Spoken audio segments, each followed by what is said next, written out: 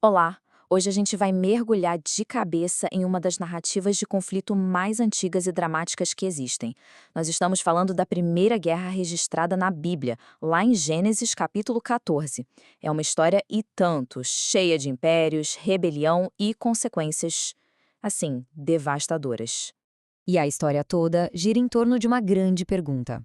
O que acontece quando os 5 reis decidem arriscar tudo e se rebelar contra um império? E o mais importante, o que acontece quando essa aposta toda na liberdade dá muito, mas muito errado? Beleza, então vamos ao que interessa. A nossa história começa com essa tal rebelião dos 5 reis. E olha, não foi uma coisa do nada, uma decisão impulsiva. Foi o estopim, sabe? A gota d'água depois de mais de uma década de servidão. Foi um ato de desafio que ia mudar o destino da região inteira. A cronologia aqui é bem clara, bem direta. Foram 12 longos anos de servidão ao rei Quedorlaomer. Aí, no 13º ano, pá, a rebelião estoura. Só que a liberdade durou pouco, viu? Porque já no 14º ano, a retaliação do império chegou e chegou com tudo. E aqui estão os nossos jogadores, digamos assim. De um lado, a gente tem a Aliança Invasora do Leste, uma coalizão pesada de 4 reis, liderada pelo poderoso Quedorlaomer de Elon. Do outro lado, a Aliança Rebelde do Vale, formada pelos 5 reis das cidades da planície, incluindo as famosas Sodoma e Gomorra.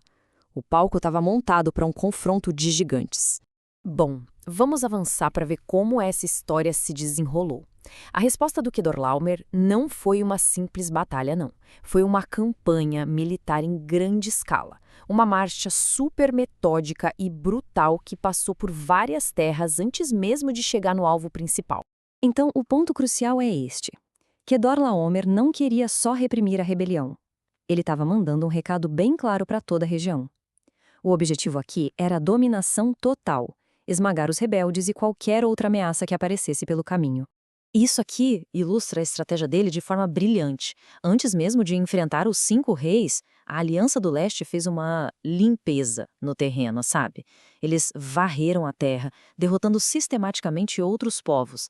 Os Rafaíns, os Uzins, os Emins, os Oreus, eles eliminaram qualquer possível aliado dos rebeldes para garantir que os 5 reis ficassem completamente isolados.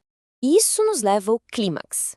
Depois de toda essa campanha de terra arrasada, as duas alianças finalmente ficam frente a frente para a batalha decisiva lá no Vale de Sidim. Tudo o que aconteceu antes levou exatamente a este momento. 4 reis contra 5. Olhando assim, parece que os rebeldes tinham vantagem numérica, né? Pelo menos no número de reis. Só que a Aliança Invasora era uma força militar experiente, calejada, que vinha de uma longa série de vitórias.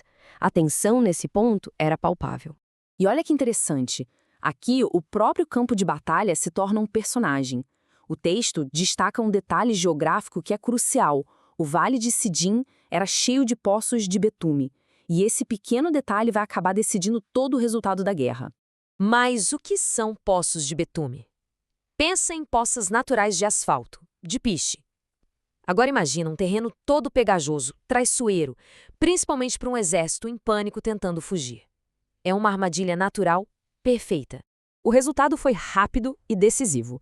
Quando a batalha virou contra eles, os reis de Sodoma e Gomorra tentaram fugir, mas caíram direto na armadilha do seu próprio território, os poços de betume. Com os líderes fora de combate, o que sobrou do exército rebelde se dispersou para as montanhas. Foi uma derrota completa, total. A batalha acabou, mas a guerra não. Com o exército rebelde destruído, o caminho para as cidades da planície estava completamente aberto. E é agora que a gente vê o preço real e terrível de uma rebelião que deu errado. E aqui a gente vê uma verdade militar fundamental. Com o exército derrotado, as cidades de Sodoma e Gomorra ficaram completamente vulneráveis. Na prática, seus portões estavam abertos para os conquistadores. A pilhagem foi total. Os vencedores levaram absolutamente tudo. Todos os bens, toda a comida, todos os recursos. Não deixaram nada para trás, exceto um povo derrotado e despojado. Foi a punição final pela ousadia de se rebelar. E é assim que termina a história da primeira guerra da Bíblia. Uma rebelião esmagada, cidades saqueadas e um império reafirmando seu domínio.